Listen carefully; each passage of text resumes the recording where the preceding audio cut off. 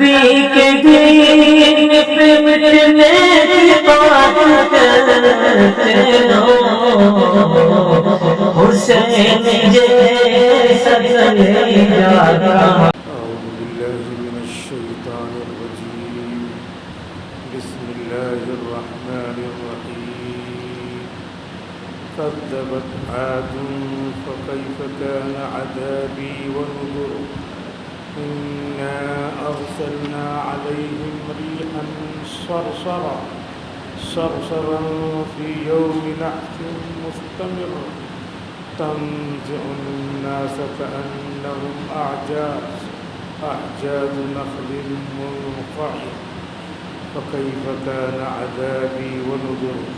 ولقد يسرنا القرآن للذكر فهل من مدكر. كذب الثمود بالنذر فقالوا أبشرا منا واحدا نتبعه إنا إذا لفي ضلال وسعر. ألقي الذكر عليه من بيننا بل هو كذاب أشر. سيعلمون غدا من الكذاب الأشر. كذبت عاد فكيف كان عذابي ونذر. اللہ تعالیٰ ارشاد فرماتے ہیں کہ قوم عاد نے اپنے پیغمبر حضرت ہود علیہ السلام کو جھٹلایا تو کیسا رہا میرا عذاب اور میرا ڈرانا کہ ان پر عذاب آیا اور سب تہس نہس کر دیے گئے. انا ارسلنا علیہم ریحا صرصرا. ہم نے ان کے عذاب کے لیے تیز تند ہوا بھیجی. فی یوم نحس مستمر. ایسے منحوس دن میں جو مسلسل چل رہا تھا، یعنی پورے ایک ہفتے عذاب کے لیے ہوا چل رہی تھی. بدھ کے دن شروع ہوئی اور بدھ کے دن جا کر ہوا رکی. تنزع الناس. لوگوں کو اکھاڑ کر پھینک رہی تھی، اٹھا کر پٹخ رہی تھی. كأنهم أعجاز نخل منقعر. ایسا لگتا تھا جیسے یہ لوگ اکھڑے ہوئے کھجوروں کے تنے ہیں، کیونکہ لمبے تڑنگے تھے تو لمبی کھجوروں کے درخت معلوم ہوتے تھے. ہوائیں اٹھا کر پٹخ رہی تھی. فكيف كان عذابي ونذر. تو کیسا رہا میرا عذاب اور میرا ڈرانا. کتنا خطرناک تھا کہ کسی کو بچنا نصیب نہیں ہوا. وَلَقَدْ يَسَّرْنَا الْقُرْآنَ لِلذِّكْرِ فَهَلْ مِن مُّدَّكِرٍ. اور یقیناً ہم نے قرآن کو نصیحت حاصل کرنے کے لیے آسان بنایا ہے، تو کیا ہے کوئی نصیحت قبول کرنے والا؟ كذبت ثمود بالنذر.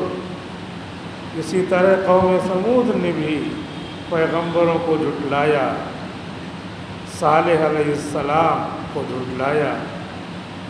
ایک پیغمبر کو جھٹلانے سے تمام پیغمبروں کو جھٹلانا لازم آتا ہے، کیونکہ سب کی دعوت ایک خدا کی ہے. فقالوا أبشرا منا واحدا نتبعه. تو قوم سمود کے لوگ کہنے لگے کہ کیا ہم اپنے ہی میں کے ایک آدمی کو بڑا مان کر اس کی اتباع کریں؟ نتبعہ. ہم اس کے پیچھے چلیں جبکہ ہمارے ہی قوم کا آدمی ہے، کیسے بڑا ہو جائے گا؟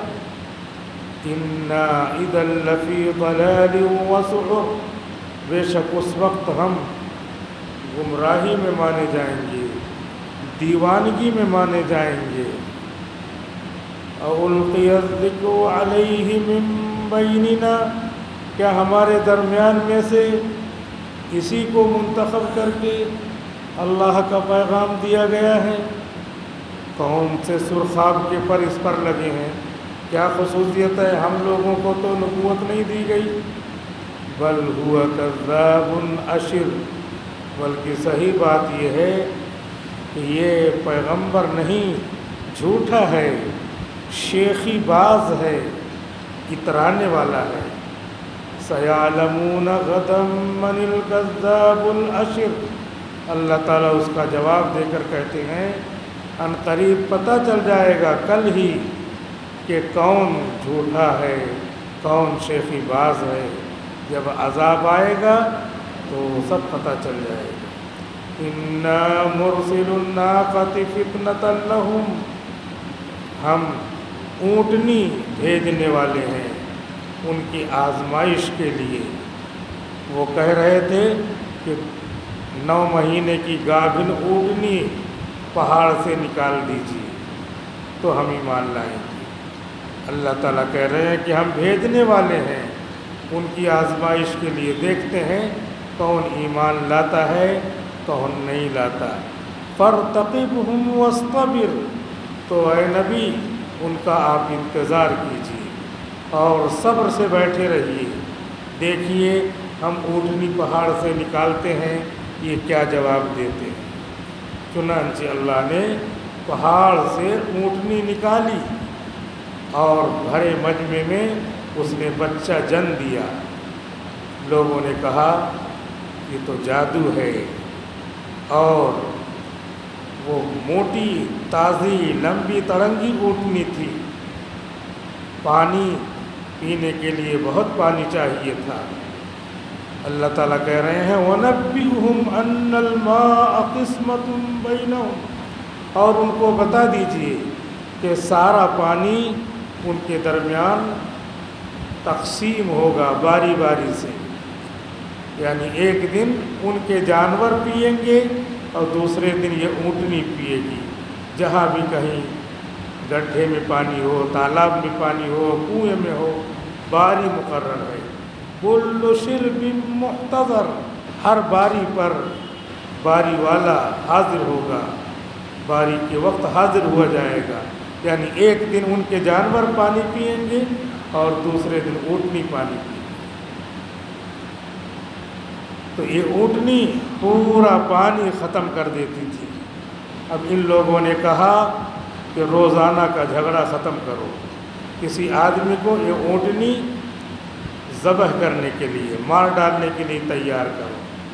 فنادوا صاحبهم، تو انہوں نے جس آدمی کو تیار کیا تھا اس کو پکارا کہ اس کو مار ڈالو، روز کا قصہ باری کا ختم کرو۔ فتعاطى فعقر، تو اس آدمی نے رشوت لیا تھا، تیار ہو گیا اور اس نے اونٹنی کو ذبح کر ڈالا، ختم کر ڈالا۔ اب یہ اونٹنی معجزہ تھی، نبی نے کہا تھا معجزے کو چھیڑنا نہیں ورنہ عذاب آ جائے گا۔ چنانچہ عذاب آ گیا۔ اللہ تعالیٰ کہتے ہیں فَكَيْفَ كَانَ عَذَابِي وَنُذُرْ، تو کیسا رہا میرا عذاب اور میرا ڈرانا۔ ان پر کیا عذاب آیا؟ إِنَّا أَرْسَلْنَا عَلَيْهِمْ صَيْحَةً وَاحِدَةً، ان پر عذاب یہ آیا کہ ہم نے ان پر ایک زبردست چیخ بھیجی، آواز، تیز آواز۔ حضرت جبریل علیہ السلام نے تیز آواز لگائی، بہت خطرناک، ڈراؤنی۔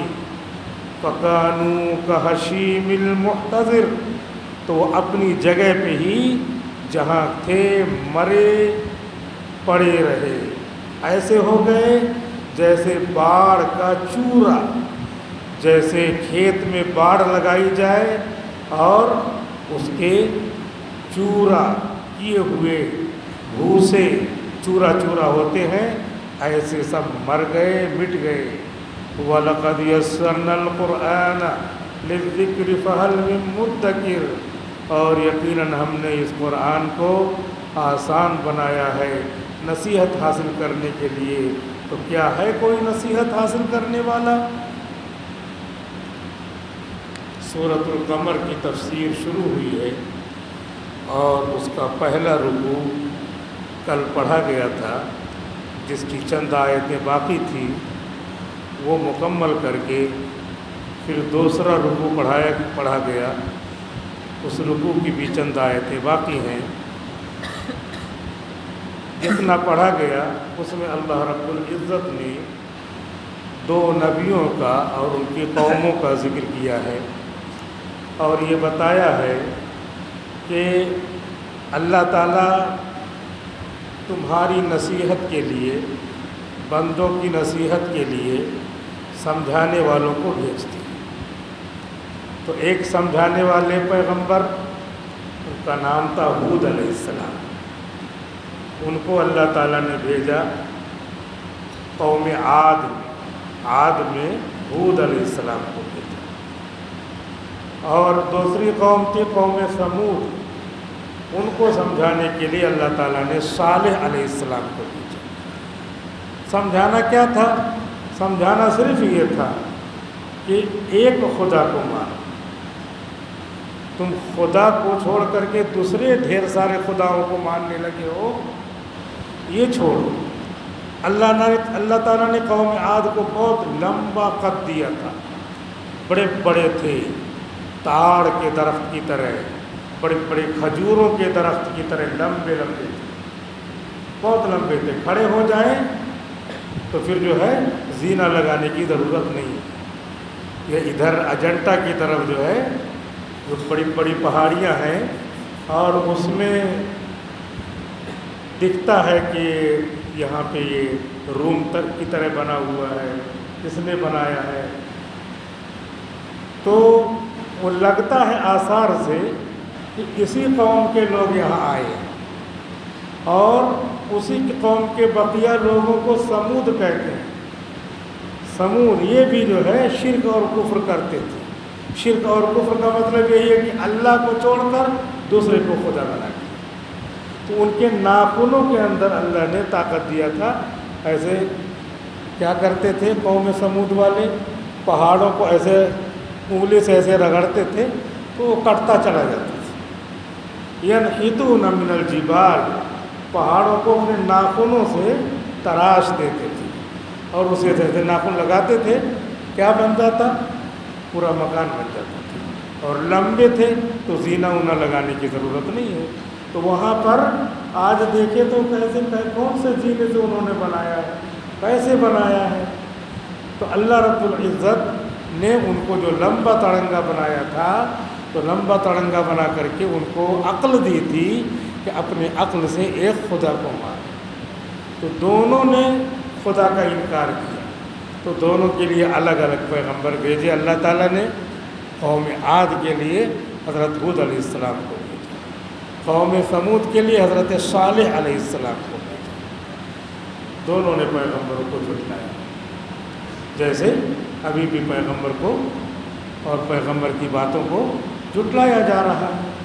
تو ہر زمانے میں عذاب آنے کی الگ الگ شکلیں۔ اس زمانے میں بھی عذاب آ رہا ہے، تھوڑے قوم پہ آ رہا عذاب، آگ ہی آگ اللہ تعالیٰ بھیج دے رہے ہیں انجلس پر، ہوا بھیج رہے، تیز ہوا چل رہی ہے۔ قوم عاد پر بھی اللہ نے ہوا بھیجی، بدھ کے دن ہوا چلی 4 شوال تفسیر میں لکھا ہے، اور اس کے بعد چل رہی ہے تیز۔ یہ لوگ لمبے تڑنگے تھے، ایسے اٹھا کے جیسے دیوار سے لے جا کے پٹکتے رہے، اور اس کے بعد ان کے پرخچے اڑ جا رہے ہیں، ریزہ ہو جا رہے ہیں، زمین پہ ایسے پڑے ہوئے ہیں جیسے کھجور کے تنے کو اکھاڑ کر کے آدمی نے رکھ دیا ہو۔ اللہ تعالیٰ خود ہی قرآن میں کہہ رہے ہیں سخرھا علیہم 7 لیال و 8 ایام، 8 دن اور 7 رات، کیونکہ دن بدھ سے بدھ تو 8 دن ہو جائے گا، بیچ میں راتیں 7 آئیں گی، تو 7 رات 8 دن۔ ریحاً سرسرا، بہت تیز ہوا چل رہی تھی، تیز ہوا میں آدمی اڑ جاتا ہے۔ پرانے زمانے آپ لوگوں کو یاد ہوگا ہماری طرف یو پی میں آئی تھی، کالی آندھی آئی تھی، اس میں آدمی اڑ جا رہا تھا، ہم لوگ تو بچے تھے، درخت پہ آم گرتا ہے تو آم چننے کے لیے جا رہے تھے، پتہ چلا پورا ماحول ہی کالا ہو گیا، تب بھاگ بھاگ کے کسی طرح گھر آئے۔ کالی آندھی، اس میں 20-20 30-30 کلومیٹر آدمی اڑ گیا، اڑ جا رہا ہے، اور جو کہیں کسی درخت کو پکڑے ہوئے ہے درخت ہی گر جا رہا ہے، اس کے نیچے دب کے مر جا رہا ہے۔ اس طرح کی آندھی اللہ تعالیٰ کبھی کبھی جزوی عذاب بھیجتے ہیں۔ اس قوم پر، امت مسلمہ پر کلی عذاب اللہ تعالیٰ نہیں بھیجیں گے، حضور اکرم صلی اللہ علیہ وسلم کے نام کی اور آپ کے دین کی برکت کی وجہ سے۔ اس وجہ سے جزوی عذاب آئے گا، کوئی الگ کسی طرح پریشان ہے، کوئی الگ پریشان ہے، کسی علاقے میں الگ پریشان ہے، پر لوگ پریشان اس طرح رہیں گے، عذاب کی شکل آتی رہے گی۔ اس طرح عذاب آیا، سب مر گئے۔ اور ہود علیہ السلام کو اللہ تعالیٰ نے کہا تھا کہ تھوڑا سا آپ اٹھ کر کے طور پہاڑ پہ چلے جائیے، تو ہود علیہ السلام طور پہاڑ پہ چلے گئے، وہی ہوا طور پہاڑ پہ نہیں کچھ اثر کر رہی، اور وہ نیچے تیز ہوا ان کو بہا لے جا رہی ہے۔ سارے ساتوں کے ساتوں دن اللہ تعالیٰ کہہ رہے ہیں ان کے لیے منحوس تھی۔ یہاں پر ایک مسئلہ یاد رکھنا چاہیے کہ کوئی دن نہ کوئی رات منحوس ہے، کوئی بھی دن منحوس نہیں، کیونکہ اگر کوئی دن منحوس ہے تو ساتوں دن عذاب آیا ہے، اور کسی نہ کسی دن کسی نہ کسی قوم پہ عذاب آیا ہے، تو سب دن منحوس رہے۔ اس وجہ سے بہت سارے لوگ یہ سمجھتے ہیں آج بھی کہ اپنی بچی کی شادی کرنا ہے، بیٹے کی شادی کرنا ہے، نکاح کی تاریخ کون سے مقرر کریں، تو پھر اس میں کیلنڈر دیکھ کر کے پنڈتوں کی طرح ایک تاریخ مقرر کرتے، یہ ٹھیک ہے۔ نہیں، ہر دن ٹھیک ہے۔ روزے میں بھی شادی کی جا سکتی ہے۔ روزے میں ہم ایک جگہ بچپن میں تراویح پڑھانے کے لیے گئے فیض آباد میں، تو وہاں پر تراویح پڑھا رہے تھے، تو وہاں پہ کیونکہ ہم نے بھی نہیں کبھی دیکھا تھا اور ابھی بھی یہاں کہیں نہیں ہو رہی ہے، تو رمضان میں وہاں نکاح ہو رہا تھا، تو ہم نے دیکھا کہ بارات آئی اور افطاری سے پہلے پہنچ گئی، اس کے بعد افطاری سجا دی گئی، سب لوگوں نے افطاری کیا، اور افطاری کرنے کے بعد جو ہے نکاح ہو گیا۔ نکاح ہو گیا، اور نکاح کے بعد جو ہے کچھ لوگوں نے کھانا وانا کھایا، کچھ افطاری میں کھانا ہو جاتا ہے، کھانا رکھ دیا، کھایا، اور اس کے بعد پھر تراویح ہوئی، تراویح کے بعد رخصت دی۔ تو یہ کیا ہے؟ ہر دن برکت والا ہے۔ پورے رمضان کے مہینے کو ہم عمل سمجھتے ہیں، برکت کا دن ہے، اور ہر نیک عمل، نکاح کیا ہے؟ عبادت ہے یہ، تو وہ عبادت بھی 70 کے ساتھ ملٹیپلائڈ ہو، لیکن اب کوئی کرے، سارے ماحول کو سازگار بنا کے کیا جائے تو کوئی منع تھوڑی کرے گا، یہ تو منع ہم ہی لوگ کرتے ہیں۔ کیا بتاؤ، اس وقت رکھ دیا، کبھی ابھی ہمارے گاؤں میں ہماری برادری میں ایسے نہیں ہوا، اور وہاں کچھ نہیں ہو گیا نکاح، مغرب بعد رخصت ہی ہو گئی۔ تو اس طریقے سے کوئی دن منحوس نہیں ہے، ہر دن، ہر رات، کسی بھی دن میں شادی کا کوئی پروگرام کیا جا سکتا ہے، اور نکاح کا کوئی بھی پروگرام کیا جا سکتا ہے۔ صرف یہ دوسری مصلحتیں دیکھنی رہتی ہیں، جیسے یہ ہے کہ بچی کا نکاح ہے تو بچی کے ایام طہر چلنے رہنا چاہیے، ایام حیض ناپاکی کے دن نہیں چلنے چاہیے، کیونکہ ان دنوں میں شوہر کا بیوی سے ملاقات کرنا حرام، تو پھر یہ سب دیکھنا رہتا ہے کہ پوچھ لے کہ ایام طہر کون سے ہیں، تو ایام طہر ہی میں وہ دن مقرر کیا جائے شادی کا، تاکہ جب رخصتی ہو تو میاں بیوی کا ملاپ صحیح ہو، ورنہ پھر وہ صحیح نہیں ہوگا۔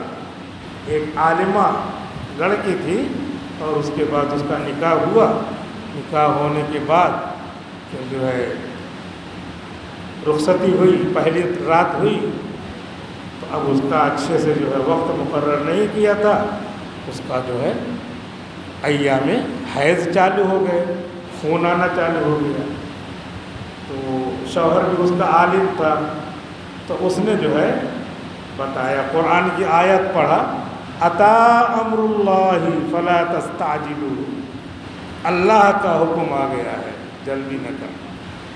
यानी उसने इस आयत को जो उसका माना है, माने को अपने ऊपर फिट करके उसको मना किया कि अब अय्याम हैज़ हमारे शुरू हो गए हैं।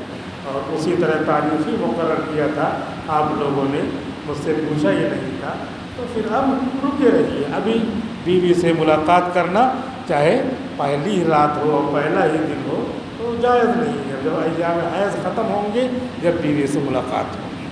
बहरहाल अल्लाह का जो हुक्म है वो ये है कि सारे दिन हमारे लिए क्या है, बरकत वाले हैं। ज़िंदगी का एक एक लम्हा कीमती है, उसमें सुभान अल्लाह पढ़ लो, नमाज पढ़ लो, इबादत कर लो, नेकी कर लो। ये लम्हा दोबारा आने वाला नहीं है, ये हम जानते हैं। लेकिन जब शादी मुकर्रर करना हो तो भूल जाते हैं, क्योंकि उसको उससे ज़्यादा क्या कहते हैं, एग्जीक्यूट नहीं करते हैं। उसको एग्जीक्यूट करना चाहिए।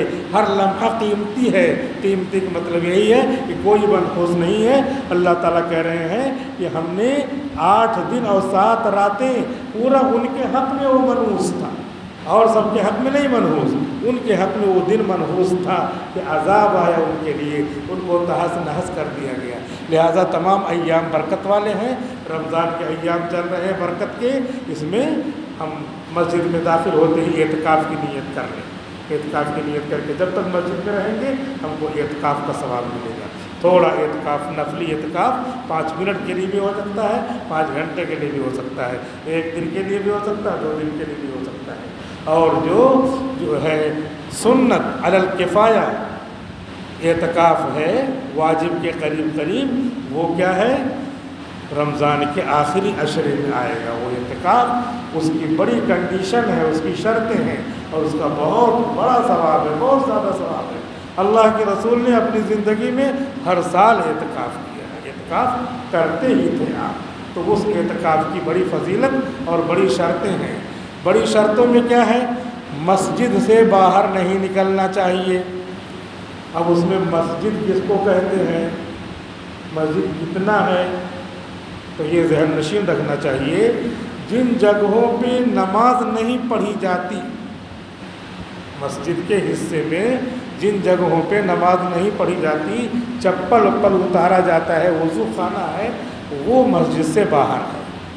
बकिया जिस जगह बिला उसके मस्जिद के हिस्से में बिला तकल्लुफ़ समझा जाता है कि यहाँ पर नमाज पढ़ लेंगे, तो वो मस्जिद के अंदर दाखिल है, उसको मस्जिद माना जाएगा।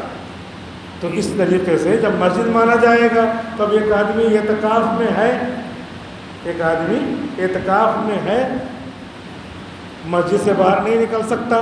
तो अब जैसे यहाँ पर वज़ू खाने के इधर इधर तक पूरा मस्जिद, क्योंकि जब ज़रूरत पड़ेगी सब सफ़े बिछा करके वहाँ पे नमाज़ पढ़ते हैं, और उस पर भी नमाज पढ़ेंगे तो नमाज हो जाएगी, क्योंकि पूरी रोए ज़मीन मस्जिद है, क्योंकि बहुत भीड़ है, कोई बहुत बड़े बुज़ुर्ग आए हुए हैं, और वहाँ भी आदमी ने अपना कपड़ा बिछा के नमाज़ पढ़ लिया, लेकिन ये जान रहा कि वज़ू खाना, तो वज़ू खाना वो मस्जिद से बाहर है। लिहाजा अभी एक आदमी एतकाफ़ में बैठा हुआ है, एतकाफ़ में बैठा हुआ है, तो अब वो वहाँ पर बिला ज़रूरत नहीं जा सकता, वज़ू खाने पर नहीं जा सकता। बिला ज़रूरत का मतलब क्या है, आदमी एतकाफ़ में बैठा हुआ, उसका वज़ू है, लेकिन वज़ू पुराना हो गया, वज़ू हो गया, 3-4 घंटे हो गए, वज़ू है, तो वज़ू होते हुए वज़ू करने नहीं जा सकता, वरना एतकाफ़ टूट जाएगा। ये बात आ गई तो मैं तज़किरा कर दे रहा हूँ, क्योंकि बहुत सारी मस्जिदों में एतकाफ़ में लोग बैठते हैं, लेकिन एतकाफ़ होता ही नहीं।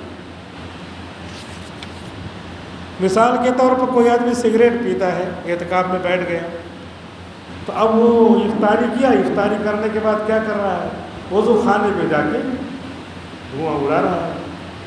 तो ये ज़रूरत नहीं है, ये जो है सिगरेट और बीड़ी ज़रूरत शरीयत ने नहीं माना है। लिहाजा शरीयत ने नहीं माना है, तो फिर अगर हम वज़ू खाने पे जा कर के बैठ गए और सिगरेट पी रहे हैं तो एतकाफ़ टूट गया।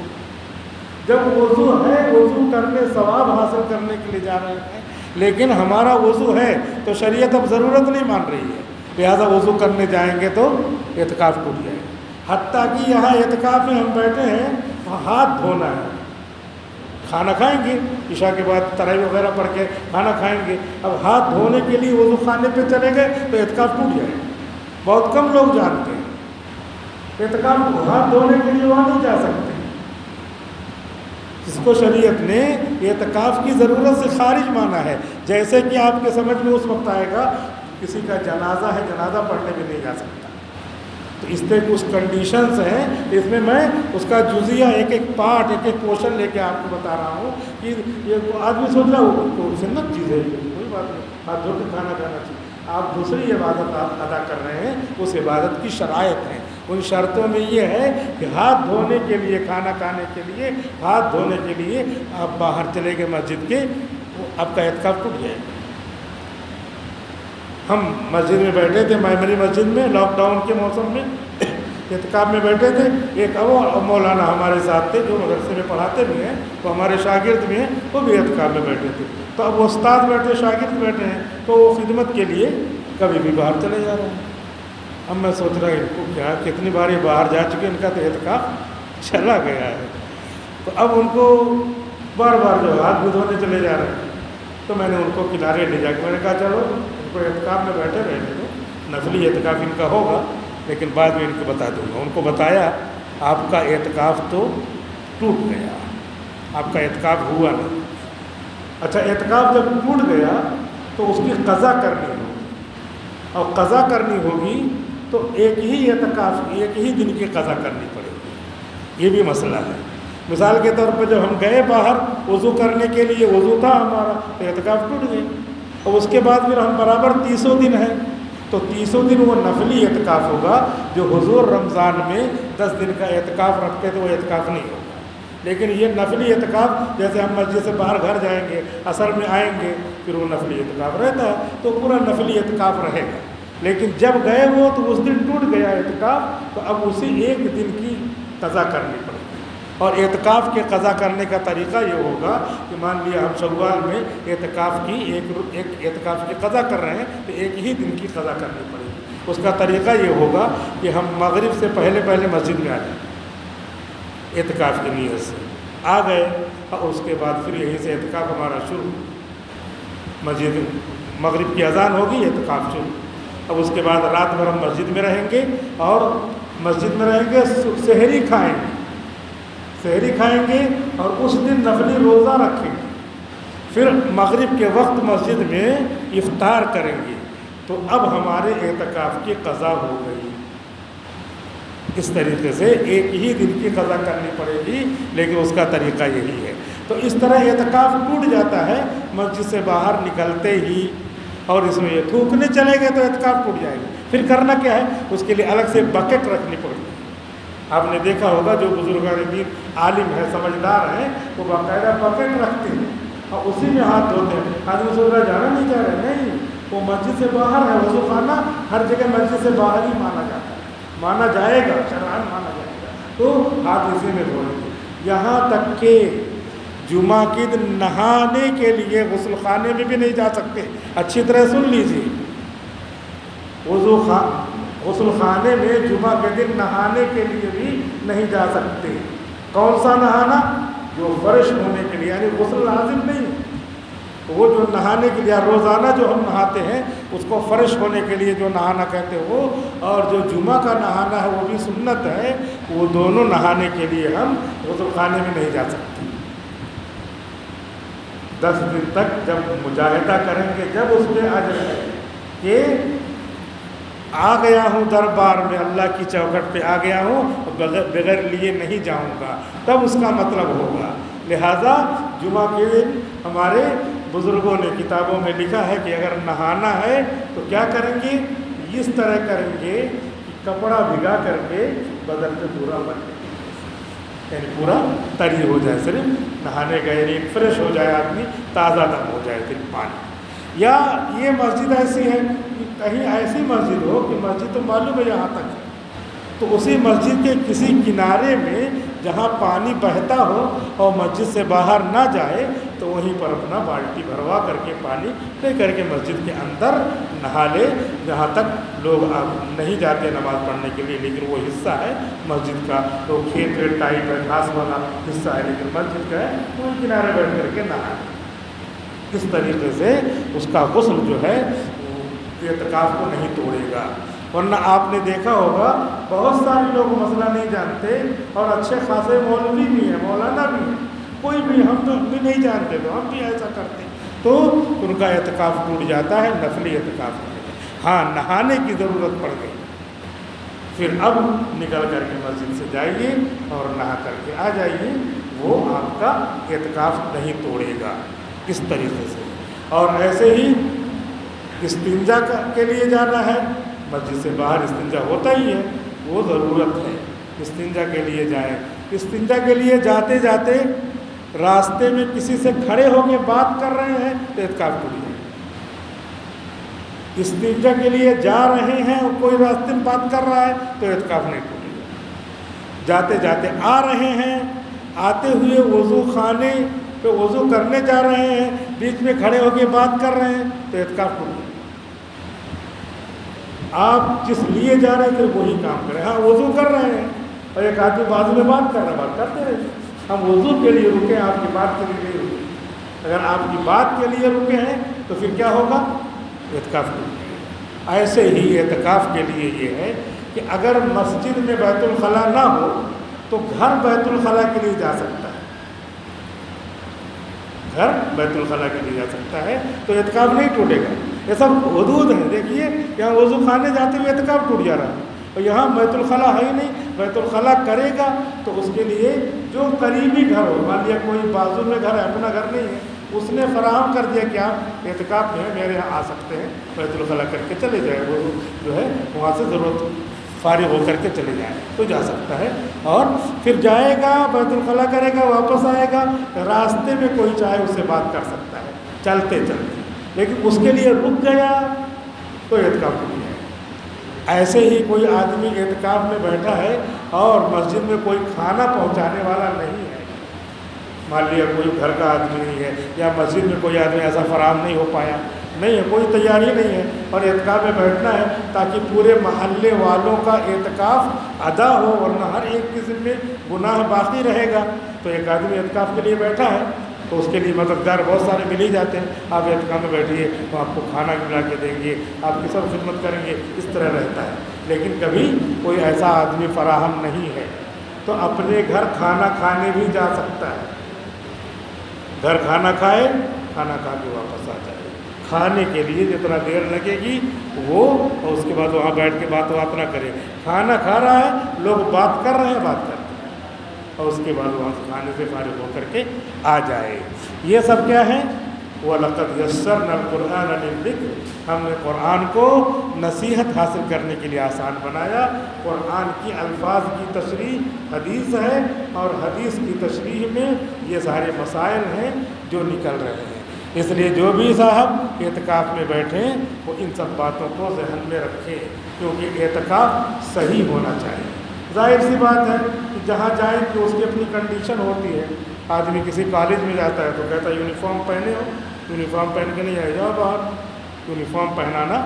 ہاسپٹل میں جاتے ہیں اس کو آپریشن کرنا ہے، وہ پہناتا ہے ہرا ہرا کپڑا پہناتا ہے، کوئی اور سفید پہناتا ہے، اپنا یونیفارم رکھتا ہے۔ کوئی یہ کہے نہیں مجھے اسی کپڑے میں آپریشن کر دو، نہیں پھر آپریشن نہیں ہوگا، ہمارا یونیفارم ہے۔ ارے کیا ہوا، اس میں بھی تو ہو سکتا ہے، تم کو چیر پاڑی کرنا ہے تب کچھ بھی کرو، یونیفارم ہمارے یونیفارم میں ہوگا، ہم نے مقرر کر رکھا۔ کیا وجہ مقرر کرنے کی وجہ نہیں بتائیں تو یونیفارم اور کنڈیشنز، شرائط دنیا میں جیسے ہیں ایسے سمجھنا چاہیے کہ اللہ رب العزت نے جو عبادتیں، جو اس کی جگہیں رکھی ہیں، اس کے لیے یونیفارم، اس کے لیے شرائط، اس کے لیے کنڈیشنز رکھی ہیں۔ لہٰذا اعتکاف کی یہ زبردست عبادت ہے، اس عبادت کو ذہن نشین کر کے ادا کرنا چاہیے، اور اسی کو ان فالو کیا، اسی کو نہیں کیا تو نہیں کرتے کرتے کیا ہو جائے، آدمی کافر ہو جاتا ہے، نہیں مانتا، دین کو بھی نہیں مانتا۔ انہی کافروں کا یہاں پہ ذکر ہے کہ قوم سمود نے بھی پیغمبر کو جھٹلایا تو اللہ تعالیٰ نے کہا کہ نہیں مانتے ہو تو عذاب آ جائے گا، تو ان پر بھی عذاب آیا۔ عذاب کون سا آیا؟ عذاب اس طرح کا آیا کہ ان لوگوں نے کہا کہ آپ اونٹنی گابھن بھیج دو، تب ہم جو ہے مان لیں گے۔ کہاں سے بھیج دو؟ پہاڑ میں سے نکالو۔ تو اللہ تعالیٰ نے کہا کہ پیغمبر آپ ان سے کہہ دیجئے کہ اس معجزے کے آنے کے بعد اگر نہیں مانے تب تو عذاب آ جائے۔ چنانچہ ان لوگوں نے کہا ہاں ہم مان لیں گے۔ تو سب لوگوں کو جمع کیا پیغمبر حضرت صالح علیہ السلام نے، اور سارے لوگ جمع ہوئے اور پہاڑ کو کہا اس طرف دیکھنا۔ سب لوگ پہاڑ کی طرف دیکھنے لگے۔ اچانک اللہ کا حکم ہوا، پہاڑ ایسے پھٹا اور اس میں سے گابھن اونٹنی باہر آئی۔ باہر آ کے مجمع کے بیچ میں سب کے سامنے اس نے بچہ جنا۔ اسی کا ذکر ہے انا مرسل الناقہ، ناقہ کے معنی شی کیمل، اونٹنی، اونٹنی کو ہم نے بھیجا اور لوگوں کے مجمع کے درمیان آئی اور بچہ جن دیا۔ اب تو کوئی عذر نہیں رہا، پیغمبر نے اپنا معجزہ دکھا دیا، مان لینا چاہیے، اب بھی نہیں مان رہا۔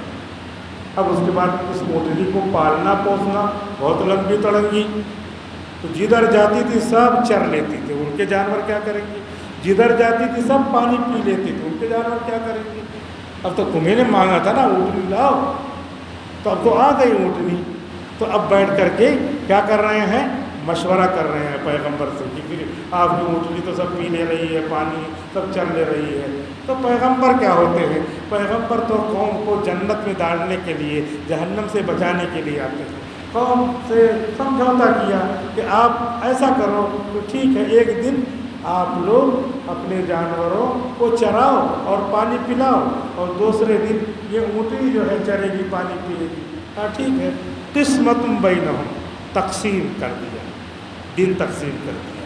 لیکن اب جس دن ہے آج چر لیا پورا، پانی پی لیا، تو کیا ضروری ہے اس میں چشمے میں پانی آ جائے اور جو ہے تالاب میں پانی پھر آ جائے، پورا پی جاتی، انتظام ختم کر۔ اب اگلے دن ان کے بعد یہ پانی ہی نہیں ہے۔ تو ان لوگوں نے کہا، روز روز کا قصہ ہے، ایک آدمی کو بلایا، اس کا نام تھا قدار، قاف دال الف را آدمی کا۔ اس کو کہا اتنے پیسے لے لو اور ایک لڑکی سے جو اس محلے میں خوبصورت ہے شادی کرا دیں گے اور اس کو ختم کر دو یار اونٹنی۔ تو تیار ہو گیا۔ کیا ہے؟ مال اور لالچ، یہی سب چیزیں آدمی کو غلط چیز پہ آمادہ کرتا ہے۔ اس لیے آدمی کو اصول دیکھنا چاہیے، اصول۔ لالچ دے دیا، ایک جگہ شادی آئی، دوسری جگہ کہہ رہے میں مکان بنا دوں گا، یہ فیکٹری تمہارے نام لکھ دوں گا، اس کو چھوڑ کے آتے شادی کر۔ پتہ چلا یہاں شادی ہو گئی، یہاں چھوڑ دیا، بات دے دیا تھا، یہاں شادی ہو گئی، اور اس کے بعد یہاں جیسے ہی اس نے نام لکھ دیا فیکٹری ویکٹری، پتہ چلا کیا ہے؟ پتہ چلا خاوی بھی مار گیا۔ کیا کرے گی پھر؟ تم نے اصولوں سے سمجھوتا کیا، خدا کے اصول تو چلتے رہیں گے نا، اس لیے اصول شریعت سے سمجھوتا نہیں کرنا چاہیے۔ آدمی کی نظر سامنے ہے، لیکن آدمی کو عافیت کی زندگی مانگنا چاہیے، عافیت کا جوڑا مانگنا چاہیے، عافیت کا خاندان مانگنا چاہیے، پیسے نہیں۔ پیسے کیا؟ عافیت کے پیسے ہیں تو روزانہ اپنے 10,000 کافی، اور عافیت کے نہیں ہے تو روزانہ 2 لاکھ۔ روزانہ پولیس آ رہی ہے، روزانہ اور کچھ پریشانی ہو رہی ہے، یہ مقدمہ، یہ دنگا، یہ فساد، تو ظاہر سی بات پریشانی ہے۔ لیکن یہ تیار ہو گیا، اس نے کیا کیا؟ ٹھیک ہے شادی کرا دینا میری، شادی کے لالچ میں آیا اور اونٹنی کو ذبح کر دیا، ختم کر دیا۔ پھر اللہ نے کیا کہا؟ فعقر فکیف کان عذابی ونذر۔ حضور اللہ تعالیٰ نے جبریل کو کہا، اب یہ ماننے والے نہیں ہیں، اور نبی سے کہا ان سے کہہ دو فتمتعوا فی دارکم 3 ایام، 3 دن اپنے گھروں میں اور گل چھانڈے اڑا لو، مستیاں لے لو، بس اب 3 دن موقع ہے، اس کے بعد ختم نہ ہو۔ 3 دن تک رہے، اس کے بعد جبریل امین نے زور سے آواز لگائی۔ کبھی کوئی آواز آتی ہے نا تو بچے ڈر جاتے ہیں، گھر میں عورتیں ڈر جاتی ہیں، آدمی سمجھتا ہے کہ کوئی اور چیز ہے تو وہ بچا رہتا، وہ بھی نہ سمجھے تو بھی ڈر جائے گا۔ سب اپنی جگہ پہ کانوں کا حشیم المختصر، اس طرح ہو گئی جیسے بھوسا، اس طرح ہو گئے، اڑ گئے، ادھڑ گئے، ان کے جو ہے اجزا جو ہے ادھر ادھر بکھر گئے، اس طرح ہو گیا، سب ختم ہو گئے۔ اللہ تعالیٰ کہہ رہے وہ موقع آنے سے پہلے میرے حکموں کو مانو، چھوٹا حکم ہو، بڑا حکم ہو، آسان ہو، مشکل ہو، اسی میں سے رمضان کا مہینہ چل رہا ہے، تلاوتوں کا حکم ہے، تلاوتیں ماشاء اللہ سب کر ہی رہے ہیں، چلتے پھرتے آدمی کو قل هو اللہ احد پڑھتے رہنا چاہیے. 3 مرتبہ پڑھنے سے پورے قرآن کا ثواب ملتا ہے. اس کو پڑھ لیا, مسجد میں آئے دیکھا 5-10 منٹ باقی ہے, سورہ یاسین کھول کر کے پڑھ لیا. 1 مرتبہ سورہ یاسین پڑھنے سے 10 مرتبہ پورے قرآن کو مکمل کرنے کا ثواب ملتا ہے. رمضان میں سب آ رہے ہیں مسجد میں, اپنا جو ہے بار بار سورہ یاسین پڑھیں, صبح پڑھیں, شام پڑھیں, اس طرح پڑھیں. اور کچھ نہیں ہے تو تسبیح پڑھیں, درود شریف پڑھیں, درود شریف ہزاروں مرتبہ پڑھ ڈالیں, بیٹھے بیٹھے اپنا پڑھتے رہیں. یہ ہے وَلَقَدْ يَسَّرْنَا الْقُرْآنَ لِلذِّكْرِ, قرآن کو ہم نے نصیحت کے لیے آسان بنایا ہے. ابھی دیکھو رمضان کا مہینہ ہے, جلدی جلدی ہو جا رہا ہے, دوسرے دنوں میں نہیں طبیعت لگتی. تو یہ قرآن شہر رمضان الذی انزل فیہ القرآن, رمضان کا مہینہ کیسا ہے؟ ایسا ہے قرآن اسی میں نازل ہونا شروع ہوا. تو اٹیچمنٹ ہے قرآن سے اور رمضان سے, اسی لیے خوب پڑھا جاتا ہے. تو موقع ہے, دوسرا عشرہ شروع ہو گیا ہے اور مغفرت کا عشرہ دوسرا دن ہے, جلدی جلدی ختم ہو رہا. 15 دن کے بعد تو بہت جلدی جلدی ختم ہوگا. تو اس لیے اپنی اوقات کی قدر کریں. اللہ مجھے بھی آپ سب کو قدر کرنے کی توفیق عطا فرمائے. آمین. وآخر دعوانا الحمد للہ رب العالمین.